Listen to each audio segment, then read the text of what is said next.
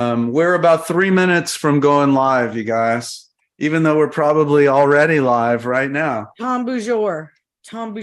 Mark always says no, but then when we go back and watch it, like Scott says, we are live a few minutes before we realize it. We're live. You know we're live. You know people are watching us right now on the rerun, and they're like, alive for sure.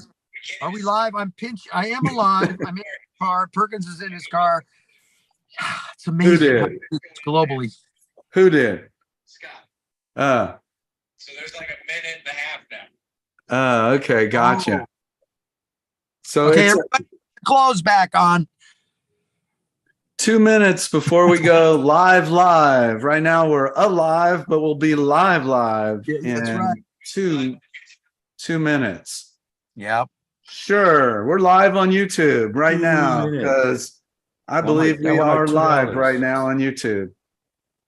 I had George over last week. He got the studio tuned back up. Oh, good. How's George doing? Oh, dude. George is great, man. He cut all his hair, shaved his beard. I thought Paul Rudd was engineering. George is all clean cut. Dude, I got to tell you guys, we may want to switch from what we're using for Zoom. There's a company called Session Wire. Dude, it's all set up for musicians to rock. I want to get you guys all set up. We will be able to record, do everything. It's unbelievable. And it's a great platform for what we're doing. We don't need to use any of the Boxcast or any of that. It's built all in. And they want to give us the session. It's unbelievable, dude. You're going to flip. So we'll talk about that. It's really good. All right. I love it. And when we're shifting, we're putting out 48K files and stuff. So the audio's perfect. We can file. Love it. Awesome. Yeah, it's really cool. I can't wait to play with it. We're about to go live, you guys. It's less than a minute away from like officially kicking this show off on all socials. On Facebook. It is 5:30. And we are going live. You guys ready? Right on. Yeah. Da, da, da, da, da, da, da. All right, here we go. Let's do this. Da, da, da, da. All right, here we go. Tat, tat, tat, tat, tat, boom. The Rock and Talk Show, Beyond Backstage, with your hosts, Norwood Fisher, Kenny Olson, Scott Page, Stephen Perkins, Sheila Conlon, and David Moss. And Happy New Year and welcome to the Rock and Talk Show, show number 68, the bi-monthly show that dives deep into the entertainment industry, the business of it, the stories, the culture around it, and everything in between. I'm the Moss Man. Let me quickly introduce my co-hosts, my brothers and sister.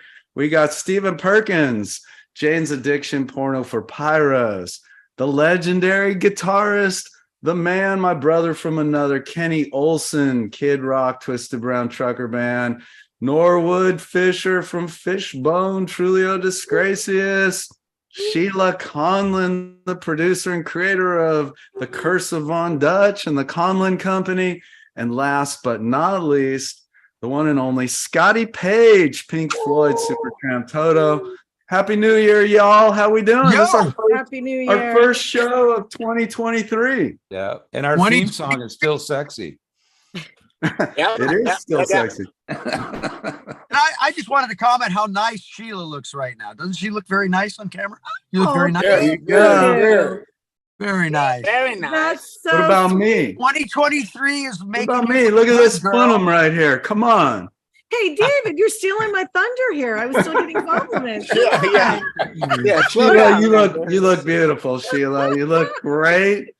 And Kenny Olson, you look great considering you just finished a bout with the vid-19. How you feeling, dude? You all right? It's still a little cloudy, but I'm feeling much better than I was. I didn't plan on taking in the new year with COVID, but I'm bouncing back, Well, we're glad that you're. As everybody knows out there, it's not fun, but I'm blessed to be on on the the other side of it. on this. Now you've had some time to play a little bit of guitar by yourself, and I can't wait to see the new creative post-COVID Kenny. Yeah. I've been missing you guys. I can't wait for us to get back to making some timeless music here. Oh, dude, and you can't wait till we're gonna hook up, man. We're gonna be able to make records now with this new platform that we're gonna bring in, man. Session Wire. It's awesome. Okay. You guys. All right, we're excited. Out. We have a lot of exciting stuff going on in 2023. I mean, we've teamed up with JBL Harmon, and we're going to be doing some real exciting stuff. So we're super excited to call them partners of the Rock and Talk Show. And we're, in March, there's going to be some really cool stuff coming from the Rock and Talk Show and JBL. So well, if you think about our guests like Tommy Chong, Robbie Krieger, Jackson Brown, the JBL goes right in line. That they've been around just as long. We listen to the music that they made on JBL gear. I mean, it's their coolest partnership. It's perfect. It's classic. Yeah, it is pretty cool to say JBL, along with yeah, it. man. It definitely has some OG stats. And we're all going to be in the same room. That's really cool. That's going to be even more exciting. We're all going to be in the same room. That facility is insane. Mm-hmm. That place is crazy cool. You know what I like doing is they got that quiet chamber where you go in there where they test on all the stuff, right? And it is 100%. There is no sound in that room. Some people can't deal with it. Because you hear yourself. You hear yourself. You hear your blood moving in your body. I hear the ringing in my ears when I go in there. That's what I hear. I loved it, man. It was like I was in heaven in that space. I love silence and all of that. So I'm going to be happy to be sitting in that chamber a bunch. Yeah, they hear each other's thoughts in there. Whoa. It's pretty cool. It's amazing. Can you imagine going to work all day and trying to just think of cool ways to make speakers and headphones and make things last longer and, play louder? It's a really cool place, man. I like the room where they test the speakers. They have a room at JBL that's like a metal room, so it's totally fireproof. And they put their speakers in there and they put it at full blast and they pull the most intense frequencies through those speakers for like days straight to make sure they don't blow up. And you walk in that room and it like smells like the room is like burning because they're literally blowing speakers up. And I love that smell. Yeah. Pretty amazing. That's rock and roll. Yeah. So burnt speakers. We lost a legend. We lost one of the greatest of all times. And honestly, we got to spend some time talking about the legendary, the one and only Jeff Beck. There was one of a kind. They broke the mold with Jeff Beck, one of the first true artists that I learned. Blow by Blow is one of the first records I ever bought back in the day. And I mean, gosh, what a loss. Like, man, I mean, you think about Jeff Beck, he was his sound and the way he played and his feel was so unique. And that is such a hard thing for musicians in general. When you find somebody that basically completely shifts the way the instrument's being played or heard or sound. It's guys like, David Sanborn on the saxophone side. When he came out, nobody sounded like him, right? He basically completely reinvented. Same with Beck, the way he played, the types of notes that he played, the sustain. It was just like so unique, such a sad loss. I mean, he was, like, guy, I mean, like with me, I'm still, in shock because he literally, I mean, him and Hendrix, I mean, pretty much ever since when I was a little kid and first started playing guitar, I was like, Jeff Beck was like the man. I remember coming home at 10 years old with his stack of all these records, and he just became like, from the swells, just how he could just, like Scott was saying, just become one with the instrument. And every time, I have every one of his albums. I've been very blessed to have got to spend some time with Jeff and meet him, and just I've seen him play, many times. One of my favorite times I ever saw him was with him and Stevie Ray Vaughan back in together. But growing up listening, I saw those shows too. Epic. I've never seen anybody like him that could, any musician that could like reinvent himself. Every time he did something, he just did something that nobody's ever even touched. And he did it over and over and over throughout his career, where it was just like, I consider him to be probably, and many other people would agree, that he's Did we the best guitar find players out? to ever walk the face of this earth. No, what I love about him, so many things, but it didn't ever seem like he was bored, but he moved on so quickly. It was always growth. It was always something new. It was always a new lineup, always a new lineup. Wow. Look at that. Wow. Jeff, look at that Kenny picture. O and the That was- man. Look That at was that. like one of the biggest Kenny- honors. That was in Yeah. Detroit, and we were off tour with Kid Rock. We were on a break, and he happened to be playing. And he invited me down. He wanted to meet me, and I was like going to meet my guitar idol. It's like I didn't get to meet Hendrix, because he had passed before.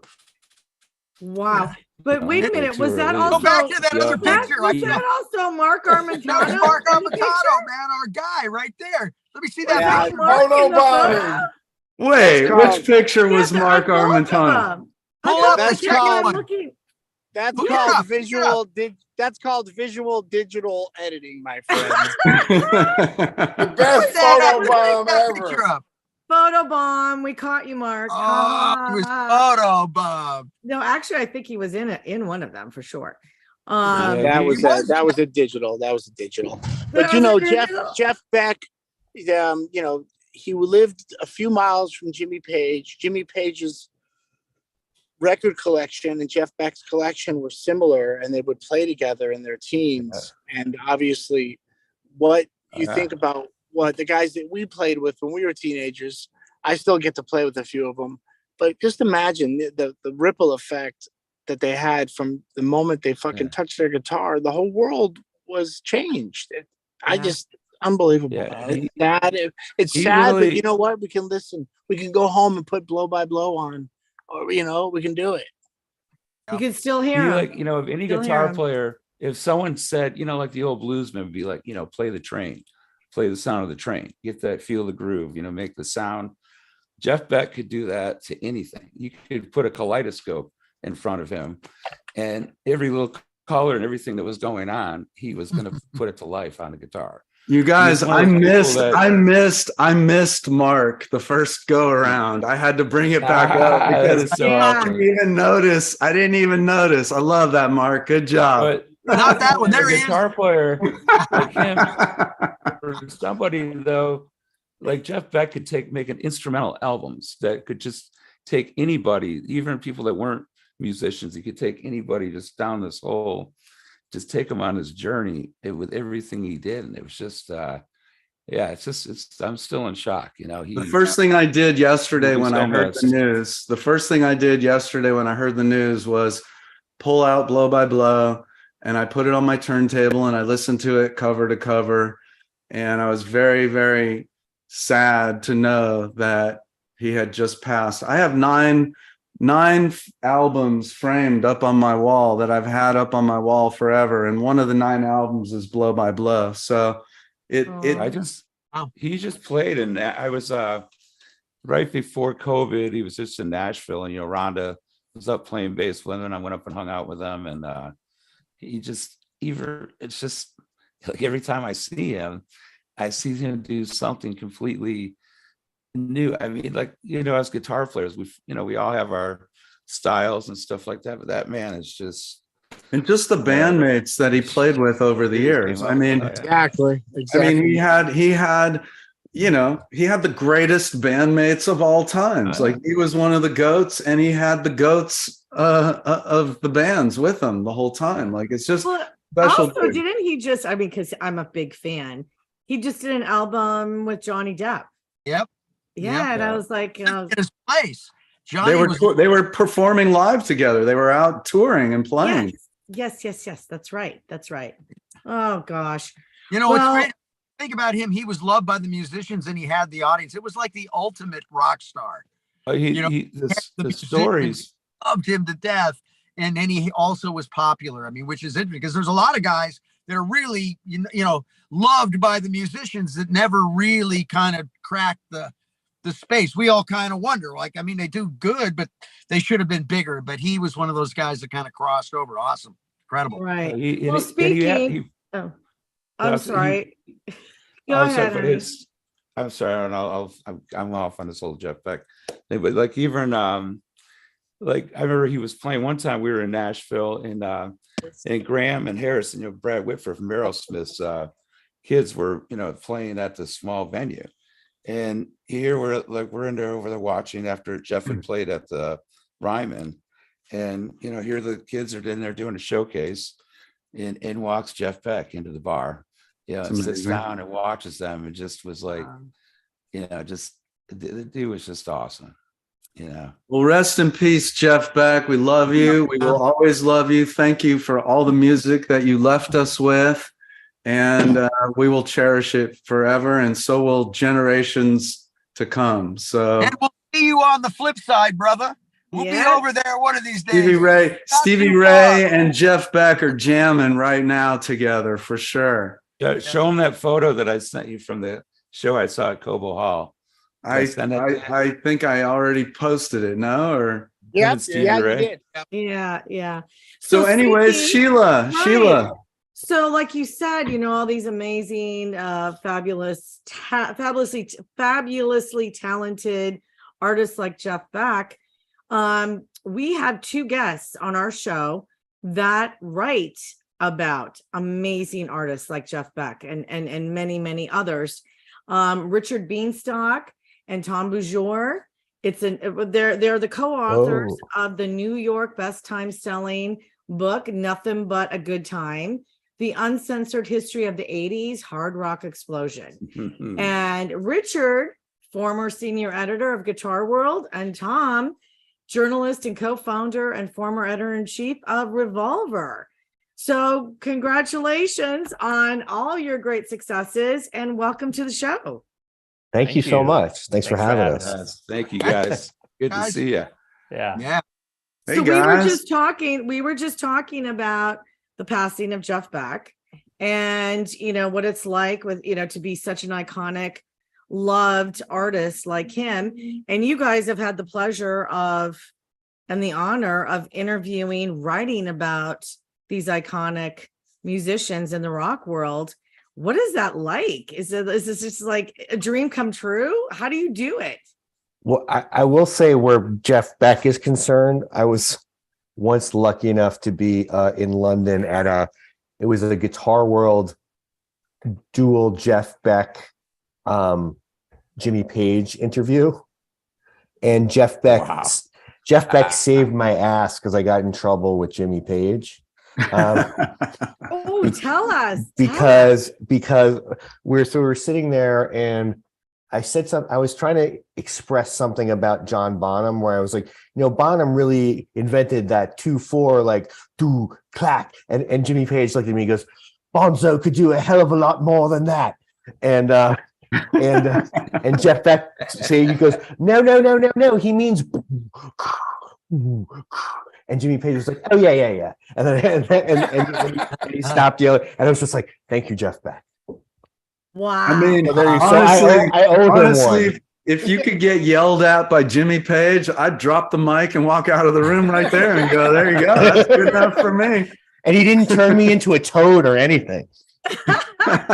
There's some funny stories. I remember Joe Perry told me some funny stories of being over there in England with Jimmy Page and Jeff Beck, where they're long-winded ones. So, but yeah, he's quite some stories of those guys, though. Well, Richard, you also wrote a book about Aerosmith, and how'd that come about? How'd you get that project, and what motivated you to pick Aerosmith as the target of a book, as opposed to anyone else? For me, like Aerosmith were just one of those bands, like, from my earliest days, like they were one of my true loves. So when that project came up, I think it was a series of books that had come out, and I think I suggested doing Aerosmith because it was one that I felt like, I could just write this with like doing no research whatsoever, because I just felt like I kind of lived it. And again, through like Guitar World and other magazines, like I'd interviewed Joe so many times, and Brad and the other guys as well. So I had a lot of my own material to work from in addition to doing research. It was just kind of years of transcripts and interviews that I had in addition to the backlog that Guitar World had just from all the stuff we've done with them over the years. So it was kind of just a no-brainer to do. Well, I have a funny question. Can you guys hear me okay? Yes. Being on the other side and being interviewed and asked about, my music or my career or the future plans of that. When do you feel like it's time to cross the line and push the buttons a little to get the real truth or something maybe that won't just come out on an easy, over coffee? How do you get the dirt, so to speak? Or is that not really interesting to you to stir up something? Because once you stir it up, then you can't really interview the guy again. But if you stir up something great, then you've got a great story. So how does that work? And you both of you, can you both answer separately? I don't usually come at people asking like for so have you ever done drugs or have you and that's a given. That's a given, exactly. Isn't it? honestly, if you start having a good conversation with people, I think the best way to get people to tell you things is to actually get out of the way a lot of the time. The worst interviews I've ever done is when I listen back and I realize I cut somebody off. You have to be, if you are, I think the best way to get something, and you probably have this with interviews too, you can tell in 15 seconds if the person really knows your work and respects what you've done. And it's a really quick thing. Like those first 3 minutes of the interview, you have to communicate like, I've listened to your records. I know your records. I'm not, this is not just an information transaction. You don't want to be a fanboy, but like you want to communicate that you know what the person has done. And then at that point, I think it establishes a level of trust with the subject. The other thing I do, which probably isn't journalistically correct, is I will often tell people, like, look, if we do this interview and you tell me something and the next day you're like, oh my God, this can't, be in there. Like, it's not my goal to make enemies, and there's nothing that important, that you don't want to wreck somebody's life or and I'd rather have a relationship with people. So, and I will respect that with most people. Like if they say, oh my God, can you take that, especially if it's them talking shit about somebody else. Yeah, you don't want that. It's funny because with Scott Page, I love interviewing Scott Page when we hang out because his got such a great, interesting, every 10 years of his life, he moved somewhere else and started a whole nother career. It's unbelievable. But it's like, but half the stuff he says we can't share. It's pretty fun to revisit the same person over and over the years, I would imagine, and to like, oh, we talked years ago, and now we're talking again. To like, that's always fun to have a relationship. I always get it out of people. I just tell them it's going to be off the record, and then they tell me everything, and then I say, "Oh, I'm sorry, I was just kidding." Well, I mean, one thing about the album, not that. Yeah, but to Perkins' point, Richard, you recently interviewed Perkins for an article in Variety. So how did he ask you for your deep dark secrets? There was all sorts of horrific stuff that had to be just off the record. Like I just couldn't even. And Stephen was like, print this, and I was like, I can't. We're not gonna do that again. Well, no, it's great. Jane's Addiction has nothing to promote in 30 years. So we're like, yeah, what the hell? Let's have a chat. Right. But I mean, to Tom's point, I mean, I'd say a few things. One is that, yeah, if I know that it's somebody where I know we're going to get into some difficult terrain, like I just make sure that I'm super prepared otherwise, because it goes back to what Tom was saying, like the subject will feel a lot more comfortable and will be a lot more open with you if you also show that you know a lot about them and you're prepared and you took the time to to get to know them. And I think that also came into sort of an offshoot of that when we were doing this book, and Tom and I talked about this a lot, is like, of course, I mean, there's a lot of dirt in this book. There's some gnarly stories that, of course, we knew we were going to have to get into, but we made sure when we talked to all these guys, because these guys come from a world where they've been asked for the last 30, 40 years about groupies and drugs and sex and backstage and the whiskey and the, cat house and all this stuff. But we made sure to go in there and let them know, like, hey, we love this music. And like, we are into this and we want to shine a light that hasn't really been shown on this stuff before. So yeah, I mean, we're going to ask you about all that other stuff, but like, we're fans and we're not just looking for the behind the music nonsense. Well, I gotta and tell that you, helped. When you did the story on us back in Devil Out of Cause days, I went out and bought 10 copies of the article you did to interview me the first day. I was so excited. Isn't it like, especially at this stage, like most of that shit is like a badge of honor anyway. Like we raised hell and we live to tell about it. That's right. Oh, no, right. Norwood, you told me some stories yesterday, Norwood, that blew my mind. Well, it's interesting because the punk rock scene in LA right before the strip was about being minimal. The minimalism. Show a pair of jeans, white t-shirt, play it, leave it on the stage, and walk away. And then the strip kind of stirred something up, and it was about, let's have a show again. And that show carried off pre-party, post-party, rehearsals, sessions. And it was cool because the energy of Motley was punk rock, but the party was like Kiss or something, and that was a cool marriage, and what was happening in New York. I remember this band called Riot, not Quiet Riot, but Riot. And they were kind of like 1980, but they sounded like strip metal, sunset metal. But they were just in the wrong coast. They missed it. It's too bad, Is that band has like there's a album with a seal on the cover, right? Yeah. They're that record is amazing. That record is amazing. They had baby seals. They use baby seals for their cover. I don't know what that means. I used to do a radio show with the band Little Feat called the Little Feat Radio Hour, and we had it on radio stations all over the country. And obviously Little Feat's history included, it's a rock and roll list of who's who that they've connected with and played with. And what I found was it was always amazing as an icebreaker to talk to them about not themselves, but about who they love. And it was a great icebreaker. So that always worked great for me because it was just nice to get them talking about something other, they're not used to probably being interviewed about another band. The other thing with like, especially with like doing a book about 80s, glam metal is we had to be really getting to your question about the dirt too. We had to about, getting the stuff from people.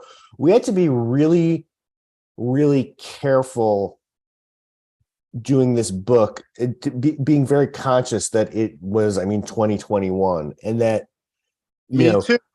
Yes, you had to like, so first, luckily, most of the people we interviewed have evolved to the point where they're sort of aware of what would be okay to put in and not, or to say or not say. But, there's a certain, there's fun and partying. And then there's just like when shit gets ugly. Yeah. And when shit gets, we kind of steered, there's a couple things that are on the cutting room floor where people were just telling us about stuff where it's just like, this isn't going to reflect well on the person being interviewed. It also wouldn't reflect well on us as the people putting this book together, that would be something that we were sort of endorsing or making seem cool by putting it in the book. So we really walked like a very careful line between being entertaining and sort of having that party atmosphere and not just having anything just be craven or just like disrespectful. And it wasn't, there's a lot of discussions about that.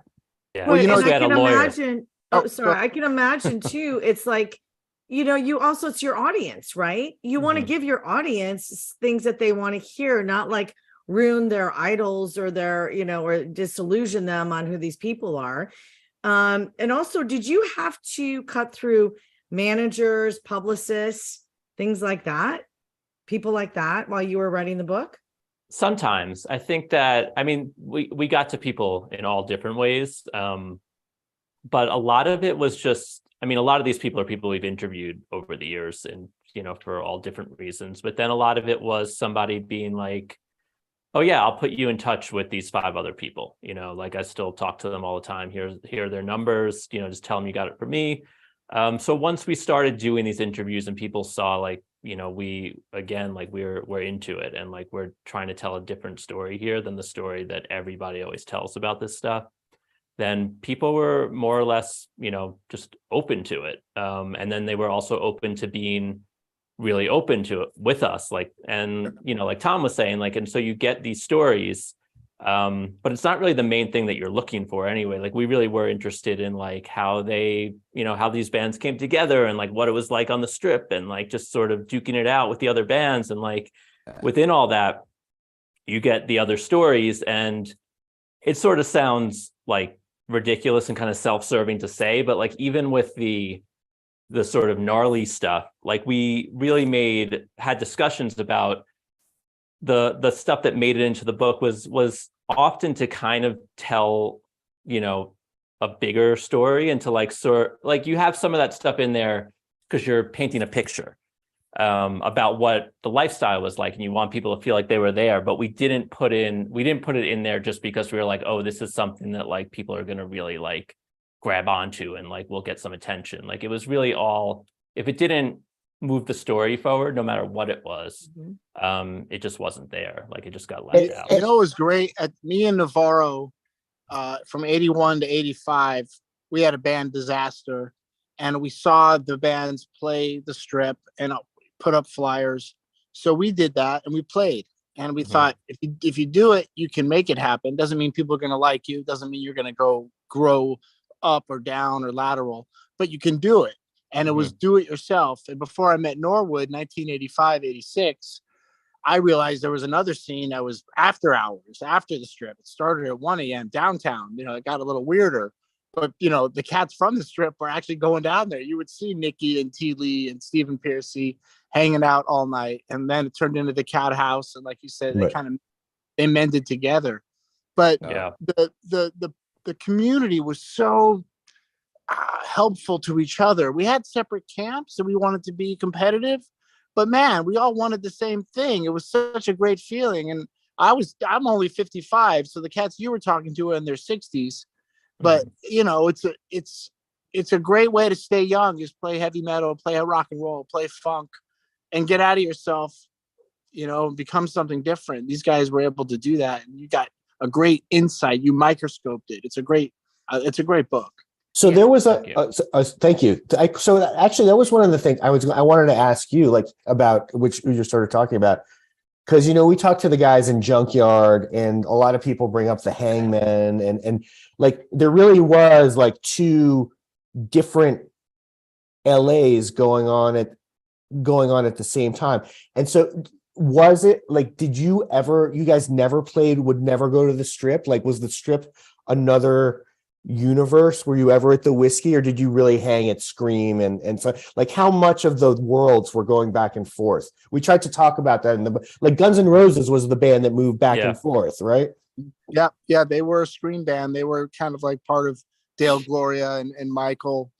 But Fishbone and the Chili Peppers, they already had records out. They were paving the way. We were following. We didn't know which way to follow yet, but Perry and Fishbone. Perry was doing artwork for Fishbone flyers when I met him. That's awesome. Yeah, Norwood could speak to that more than me because I love that. Hey, Moss, do you have that thing that popped up, that interview when Brad Pitt was talking about when he first came to California, hadn't become an actor, and he went to a Fishbone concert. Yeah, that was awesome. Yeah, that was awesome. And he met John. But Perk, you guys, your first record was at the Roxy, right? That was on the Strip. Yeah. So we didn't play the Strip at all, but when we recorded our live record, we did it at the Roxy because we knew it would sound good, and we were able to pull the mobile unit in between the Rainbow and the Roxy. We parked an RV. It was called Tim Pinch Mobile Unit. And not too many mobile units back then. You could record a record on stage. But he showed up at 2 PM. He set up at the Roxy. We had pizza and beer at the Rainbow, and went back and recorded the live record at the Roxy. But we weren't a Strip band, not Jane's. No, we were Scream. We were Late Night. And that's where Faster Pussycat, LA Guns, you know, some of those bands, TSOL, they can go back and forth. You know, there was a few bands, you know. The old Triple X days. I remember that. Yeah. But you know, to your point about the overlap, you know, I mean, Dave Navarro is interviewed in our book. And he's talking about this stuff. Dale Gloria's in the book. And they're talking about that sort of Scream, Cat House, you know, sort of just the way hybrid, the way they work together. Yeah. And, you know, and obviously Ricky Rackman's in the book. Ricky was working with Dale Gloria for a while, and like all these, it was all the same, you know, ecosphere. And the Viper Room, once that that kind of provided a place where there was crossover as well. Yep. And it's Nasties too, right? Filthies was there too. Coming there. And then it was so interesting because during those times, we had the Palomino too going on, which was like a whole nother set of music, like a totally different group of people, because it was interesting. Oh, FM station. Yeah. Oh my God. Yeah. FM station, you know. But you know what? Once I saw what was possible, if you put a show together, get your friends to go, do it once a month, you start to grow, you start to have balls and confidence. And that's what the Strip gave me and Dave during high school. Even though Jane's didn't play, Disaster played the Strip. And it gave us confidence to like go, fuck it. If they can do it, we can do it. I mean, my God, what's so big? I mean, I got to see Steeler, the Ron Keel. Oh, wow. Steeler. Go ahead. With Yngwie in it or not? Did you ever see? Yes. And then, wow. But we were just kids, you know. But then once I saw Fishbone and the Chili Peppers, and then Fire Hose, which used to be, you know, what Mike Watt from Minutemen, then I saw a whole nother way. Like I said, do it yourself, no flash. Of course, Fishbone had flash, but they had it because they were born with it. They didn't have to. They didn't have to go buy it. You know, it was a whole nother type of energy. And then X and some of the bands in LA that I wasn't aware of when we grew up in high school that were already simmering and doing such great stuff. Of course, Dead Kennedys and Flag and all these great bands, Circle Jerks. Me and Navarro were kind of like just new to that, even though it was already really boiling over. It was almost done by the time me and Dave got there. What year was that, Perkins? What year? Me and Dave were 86, and that was probably 81 through 85, right, Norwood? Yep. And you know what? There's bands that everybody could agree on, right? Like Van Halen is one. Right? Like they never they crossed every boundary. But Motorhead was the other one, right? Oh, yeah. And you can conceivably Iron Maiden and Judas Priest were always cool. And Ozzy Osbourne was cool to everybody. And all of those, like it was, you know what I mean? Like there was people that transcended, and that you didn't matter what club you were in. If that music played, everybody went like, fuck yeah. You know, it's like you and Flea hanging out when you guys were younger, and how you guys became a part of each other in a lot of ways in those younger years. You know, I have a question for Tom and Richard.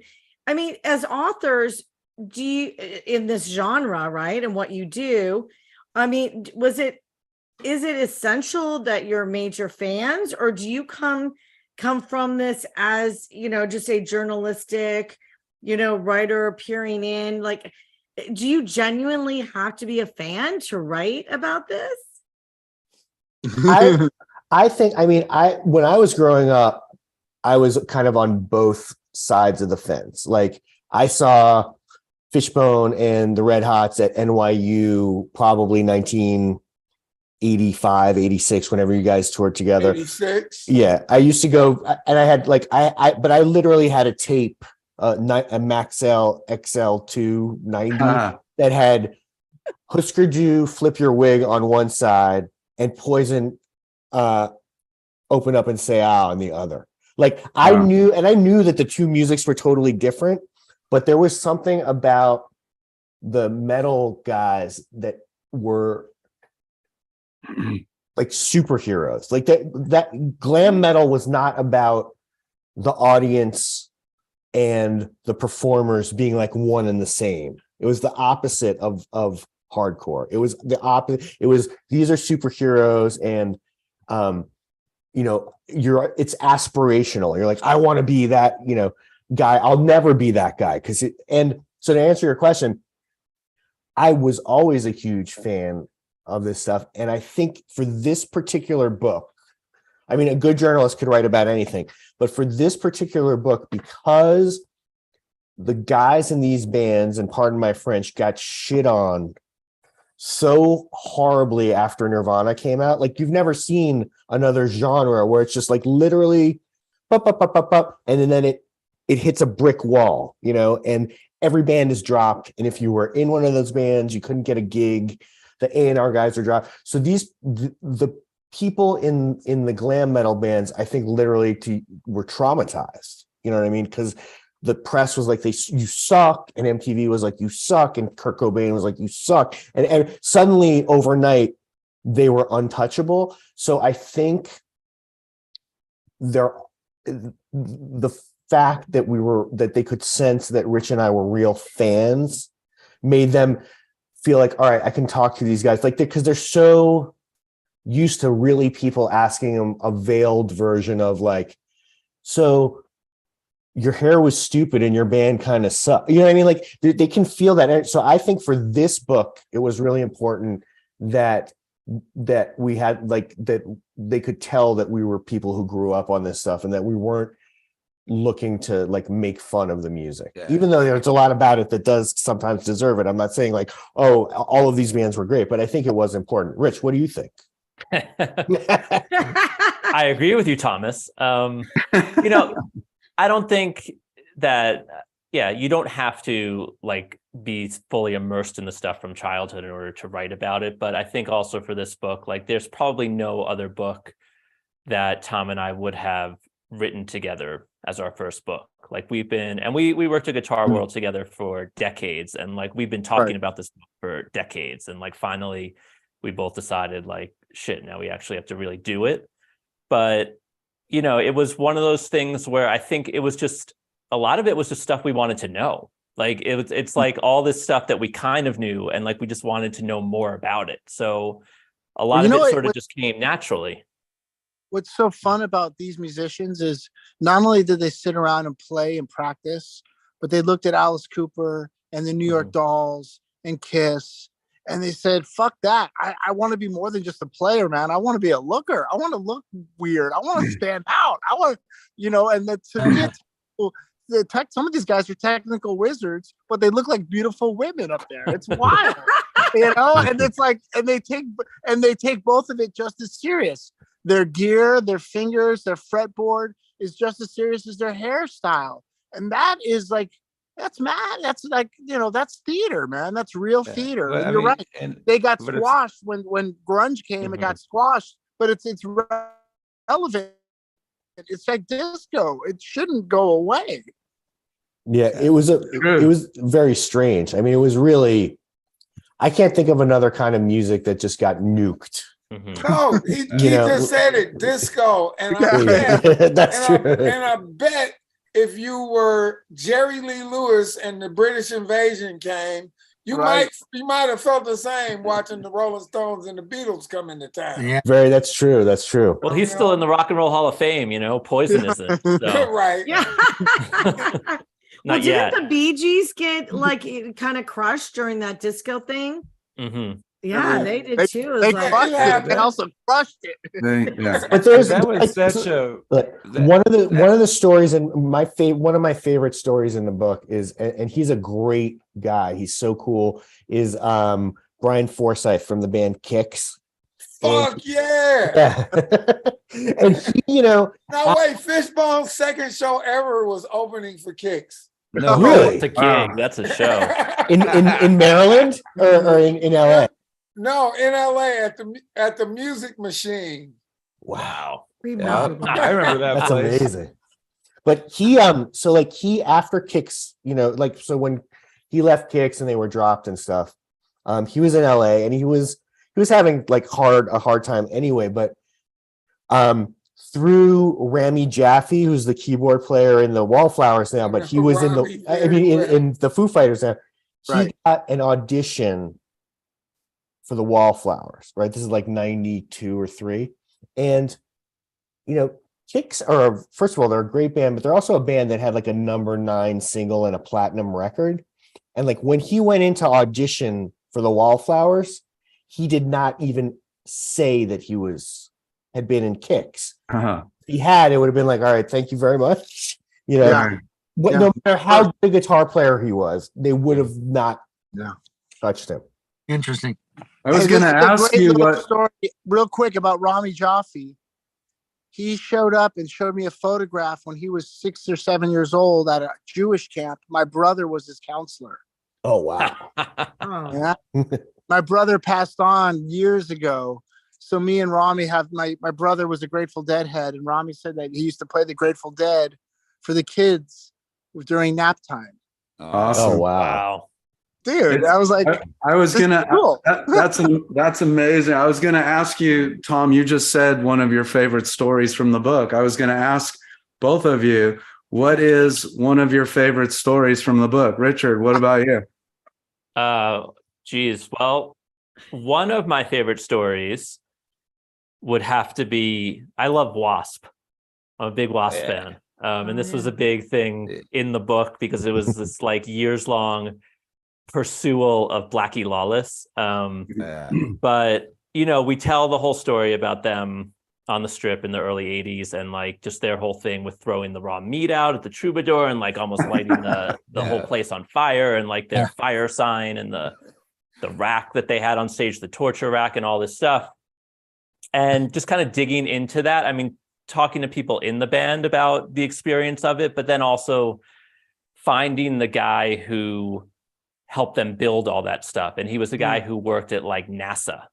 But they did all this stuff in somebody's garage and they were just like pulling apart, you know, a barbecue grill and like putting it back together around the Wasp logo and like just shooting, you know, propane into it and just hoping the thing didn't fucking blow up in their faces, you know, and like they had like one little fire extinguisher with them in case they did.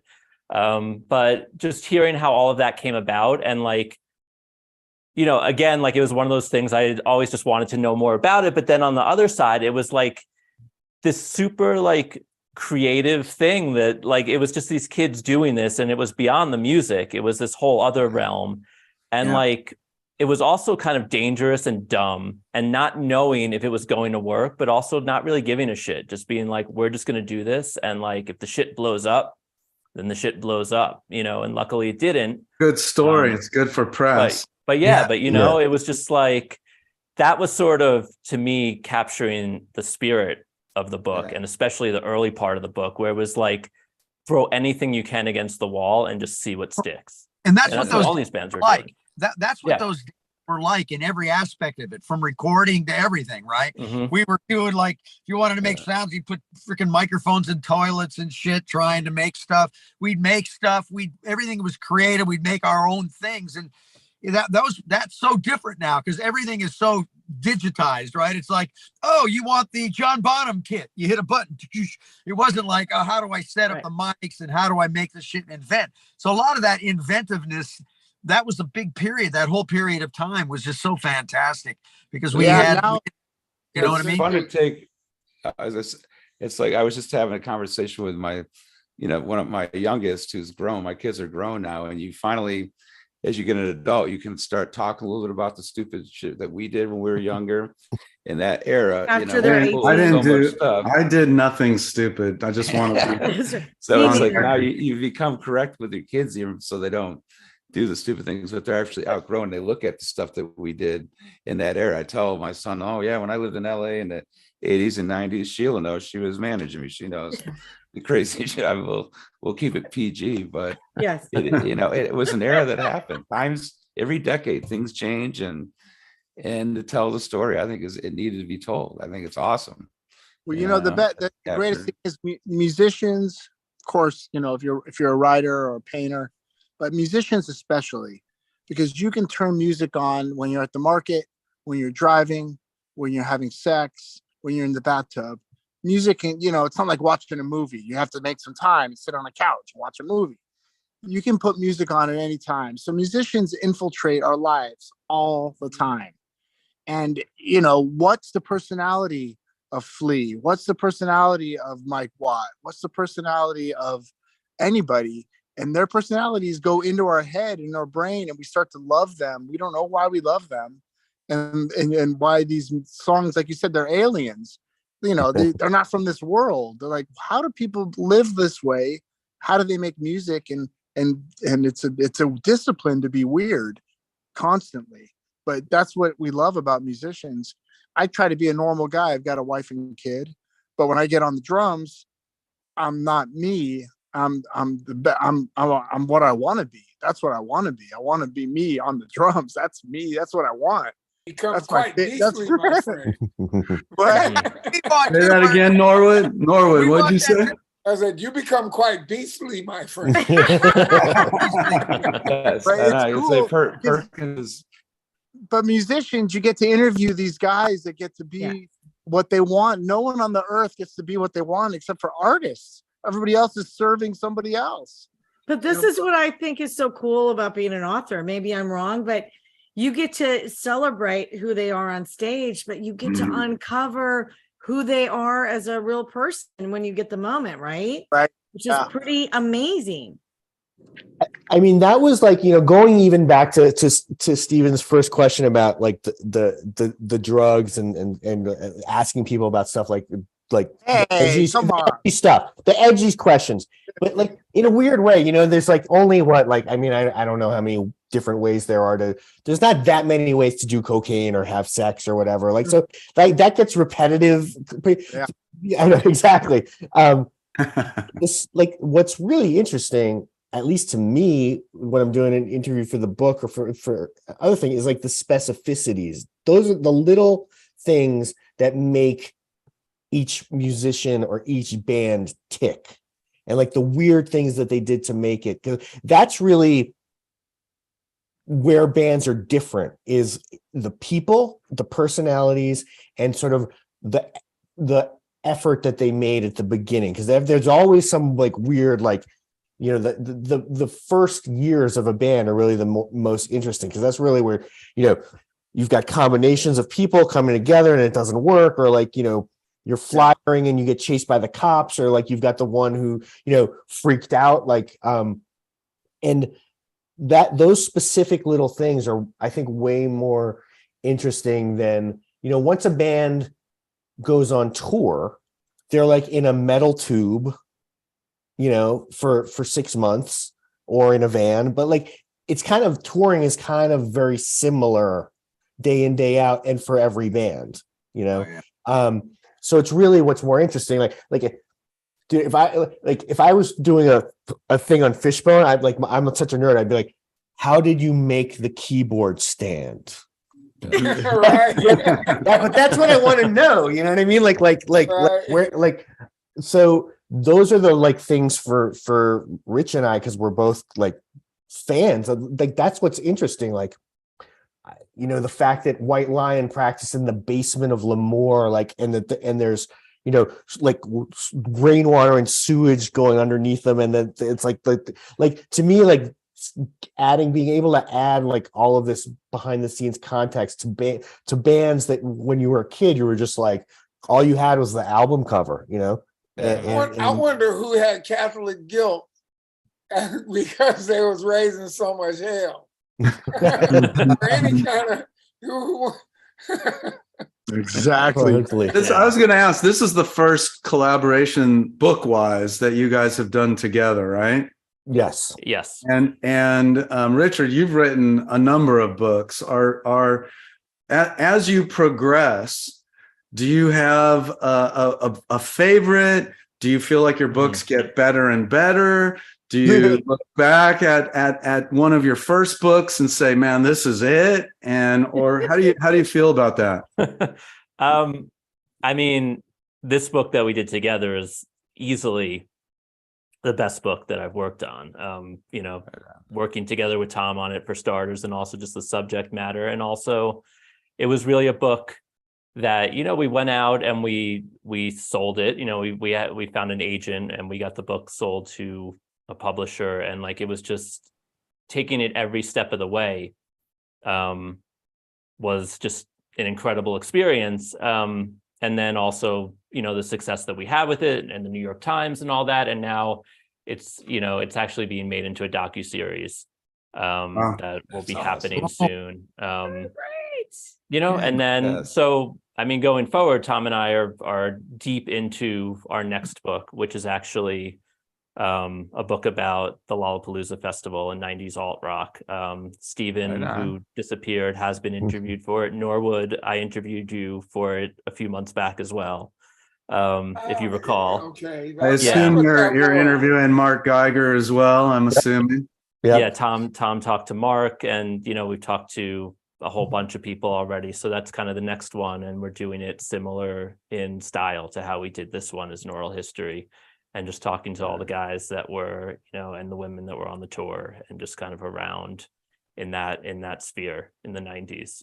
The one really sad thing is, you know, one of the most important people in Lollapalooza history and Jane's Addiction history was Ted Gardner, and I managed to speak to him for like 10 minutes. I scheduled an interview with him, and he sounded really weird on the phone. And like 10 minutes in, like I heard like a nurse go like, "Is it okay if I take your blood pressure now?" And I'm like, "Dude, are you okay?" He's like, "Oh, don't worry about it. Don't worry about it. I don't want to put you off." And I'm like, "Well, we could do it another time." And then he passed. So we've spoken to Nikki Gardner. I've interviewed her a couple of times, but like I gotta say, like it's weird because when he seems like, now that we're really deep into this book on Lollapalooza, like such an important, like both organizational but spiritual, like he was like a Peter Grant character and stuff. And it's really too bad we didn't get to talk to him, because he really seemed like Ted Gardner was an imposing figure.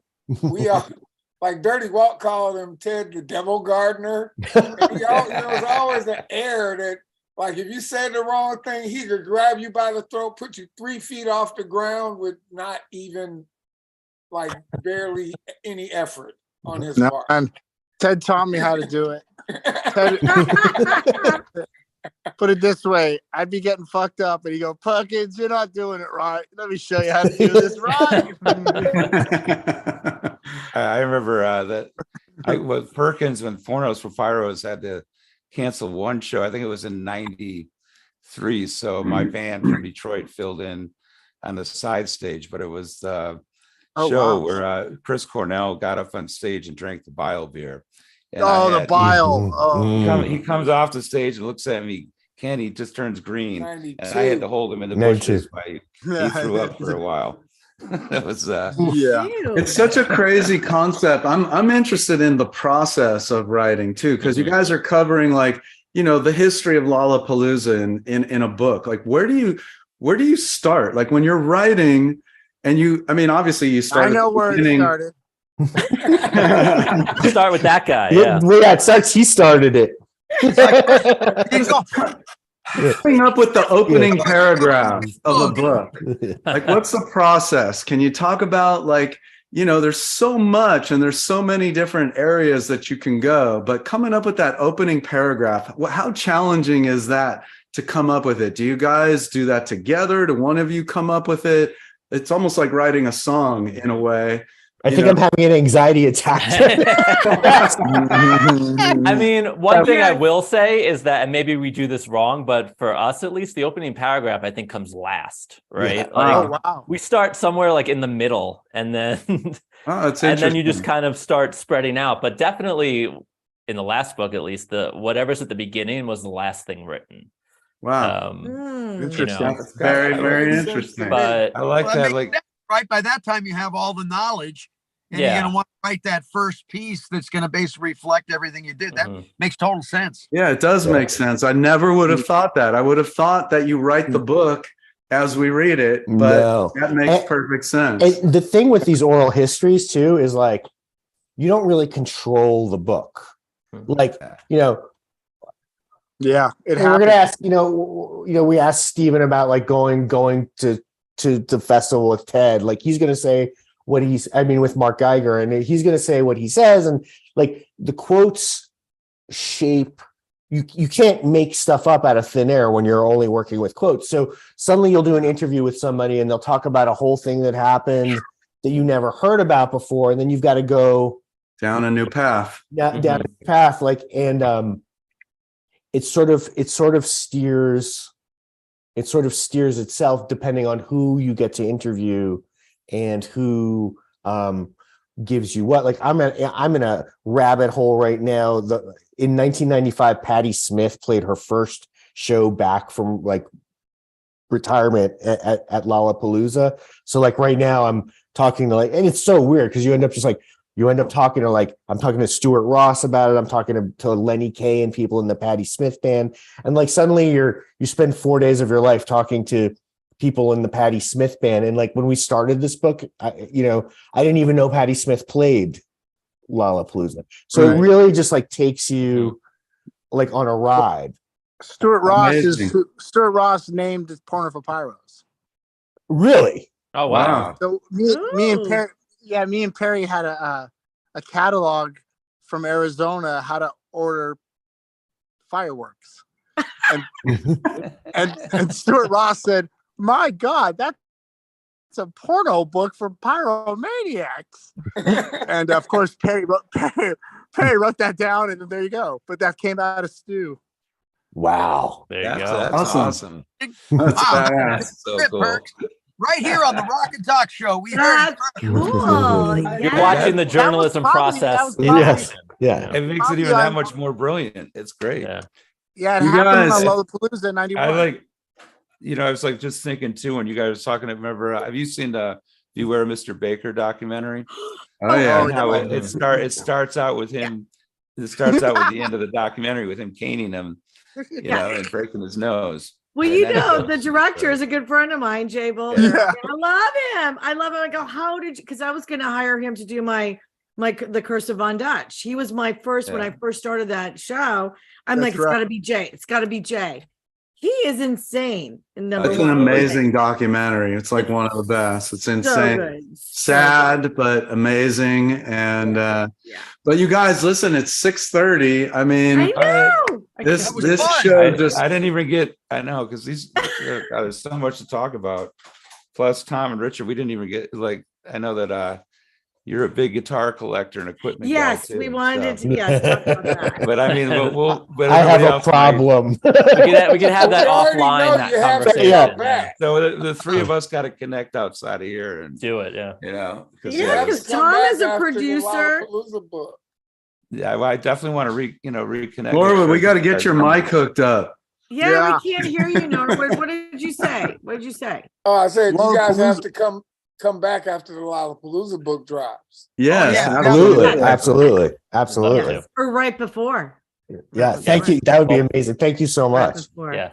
Oh my God. Well, so tell everyone the name of the book, where we can get the book, and just give us some information about, where people can find that book. How to follow you guys and stalk you and track you down. It's called Nothing But a Good Time. That's a great cover too. Look at that. And it is available wherever books are sold. And maybe go local if you can. Not that I But yeah, it's available everywhere. There's also an audiobook version of it. And Who did the audio?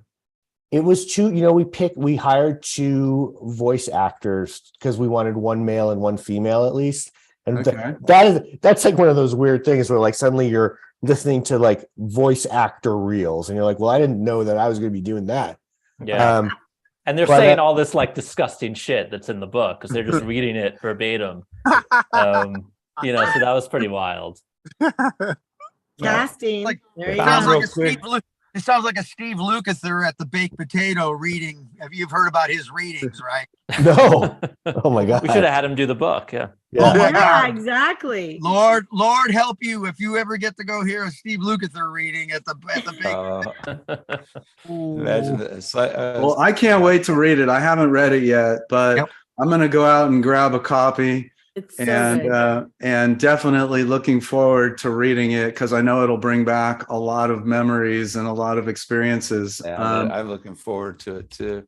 Yep. Hey, And Tom, also I too, was, looking for the next, your next one. This is going to be amazing. Yeah. Tom, Yeah. when did you do the Blood into Wine project?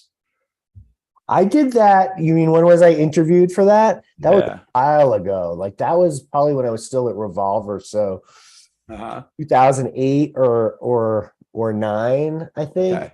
Yeah. That came across. I was really curious, and that's cool. I was like, That was a really interesting one. Like that's one of those things where you get interviewed and suddenly you end up actually they use you in the movie and you're like, oh, cool. Yeah, that's my other question. Are you guys going to be in the documentary? We'll Hopefully probably not, do but we'll. interviews, I think we'll be doing Yeah. Okay. Maybe I think like you guys should. reenactments. If there's reenactments, I'm going to play Don Dokken in the reenactments. I think that's Who's my playing plan. Tommy Lee? Ah.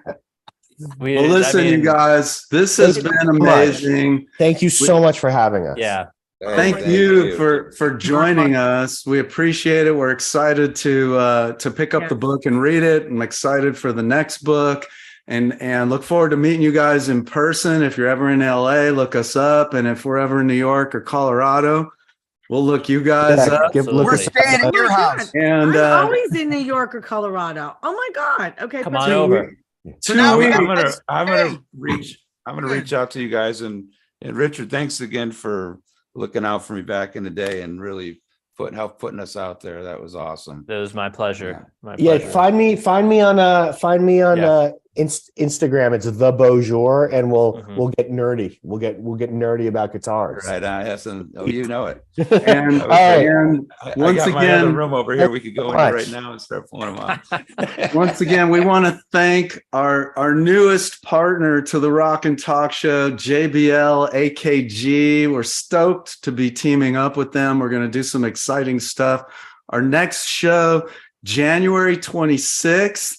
We've got a legend on the show. We've got the one and only David Dog Grissman joining us on the Rock and Talk Show.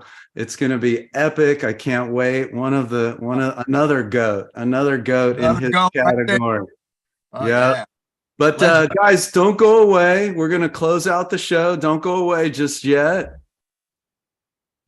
See you next time on the Rock and Talk Show Beyond Backstage with your hosts, Norwood Fisher, Kenny Olson, Scott Page, Stephen Perkins, Sheila Conlon, and David Moss. Executive producers, Sheila Conlon and David Moss. Producer and director, Eric Lloyd. Assistant producer and creative director, Mark Armentano. Editor, Graham Cooper. Theme music by ThinkX. Sponsors, IK Multimedia and Lewitt Microphones. Artist Relations, TPI Films. Special thanks to From the Earth, ThinkX, The Conlon Company, and Mac. Check us out on YouTube/The Rock and Talk Show, Facebook and Instagram at The Rock and Talk Show.